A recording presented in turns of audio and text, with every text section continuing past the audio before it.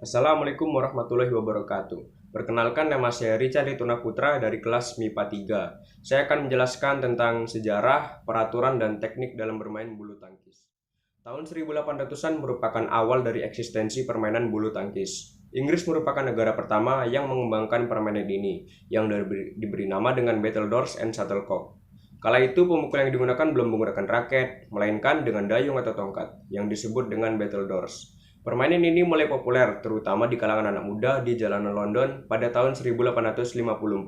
Setelah itu, Inggris mulai memperkenalkan permainan ini ke negara-negara Asia seperti Cina, Thailand, dan Jepang selama masa-masa penjajahannya.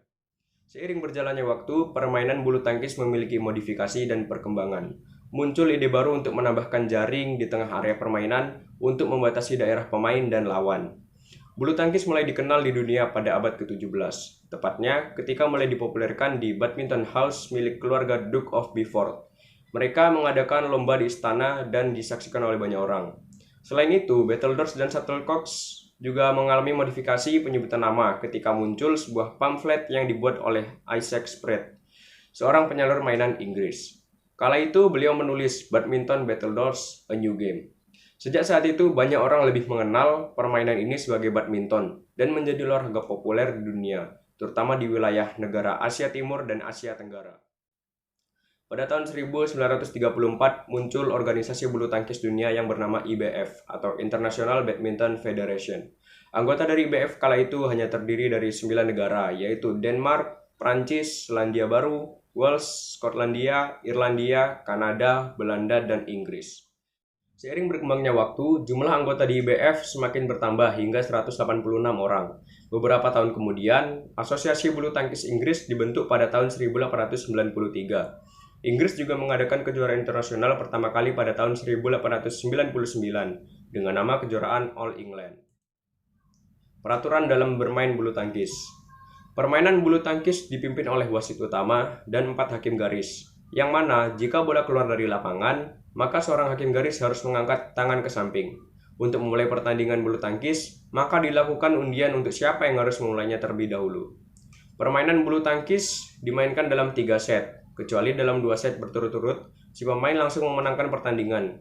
Satu set dalam permainan bulu tangkis harus memperoleh 21 poin, kecuali jika terjadi poin yang sama 20 dan 20, maka ditentukan dengan poin selisih 2 poin. Pemain melakukan servis pada bagian kanan lapangan jika poin yang diperoleh adalah angka genap. Sedangkan, jika poin pemain adalah angka ganjil, maka dia melakukan servis pada bagian kiri. Teknik-teknik dalam bermain bulu tangkis. Yang pertama ada teknik memegang raket. Teknik forehand. Teknik ini bisa dilakukan dengan tangan kanan atau kiri. Untuk melakukannya, pertama, posisi kepala raket sedikit menyamping. Lalu, pegang raket dengan cara seperti bersalaman. Posisi ibu jari dan jari telunjuk membentuk huruf V, sementara jari yang lainnya menggenggam erat raket. Teknik backhand. Cara melakukan teknik ini yaitu, pertama, posisikan kepala raket sedikit menyamping. Lalu, posisi ibu jari sedikit terpisah dari keempat jari lainnya. Kemudian, keempat jari lainnya menggenggam erat raket. Yang kedua ada teknik pukulan. Teknik pukulan yang biasa digunakan para atlet bulu tangkis adalah memukul dengan teknik forehand. Yang pertama, pegang raket dengan teknik forehand. Yang kedua, posisi kaki kiri berada di depan dan kaki kanan berada di belakang. Yang ketiga, condongkan badan sedikit ke arah kanan. Yang keempat, pukul shuttlecock dengan menggerakkan bahu ke depan. Dan yang terakhir, jika ingin melakukan pukulan clear, pukul shuttlecock sekeras mungkin. Yang ketiga ada teknik gerakan kaki. Seorang pemain bulu tangkis harus lincah dalam bergerak. Tidak hanya tangan saja yang lincah, namun gerakan kaki juga harus lincah. Hal ini supaya menghasilkan pukulan yang baik dan mematikan. Harus ada koordinasi antara tangan dan kaki. Kerjasama antara keduanya sangat diperlukan untuk melakukan serangan maupun bertahan. Yang keempat adalah posisi badan. Hal ini berkaitan dengan keseimbangan tubuh. Selain kelincahan, keseimbangan tubuh juga sangat dibutuhkan dalam permainan bulu tangkis.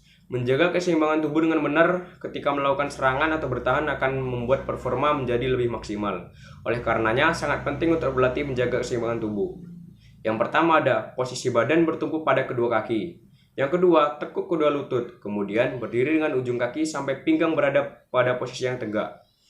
Yang ketiga, buka kaki selebar bahu dengan posisi sejajar atau salah satu kaki berada di depan. Dan yang terakhir, tangan yang tidak memegang raket berada di samping badan. Hal ini supaya tangan yang memegang raket bisa bergerak bebas. Yang kelima ada posisi badan ketika melakukan pukulan. Yang pertama ada posisi badan sedikit menyamping ke arah net. Yang kedua, kaki kiri berada di depan kaki kanan.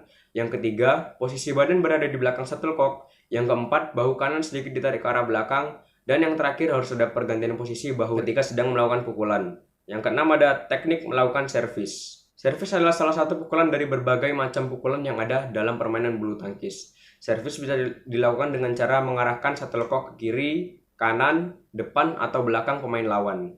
Ada 3 cara dalam melakukan teknik servis, yaitu forehand pendek, dilakukan dengan cara mengayunkan raket tidak terlalu kuat. Yang kedua ada forehand tinggi. Servis ini menggunakan tenaga yang kuat atau tenaga yang penuh. Yang ketiga ada backhand service. Servis ini dilakukan dengan menggunakan tenaga yang sedang. Ketika melakukan servis ini, posisi kaki disesuaikan dengan tangan yang memegang raket. Yang ketujuh ada teknik mengembalikan servis. Ada 2 cara mengembalikan servis, yaitu teknik drop shot, yaitu teknik di mana cara melakukannya sama seperti smash, namun pukulan yang dihasilkan tidak terlalu bertenaga. Tujuan dari teknik ini untuk mematikan pergerakan lawan. Yang kedua ada teknik netting.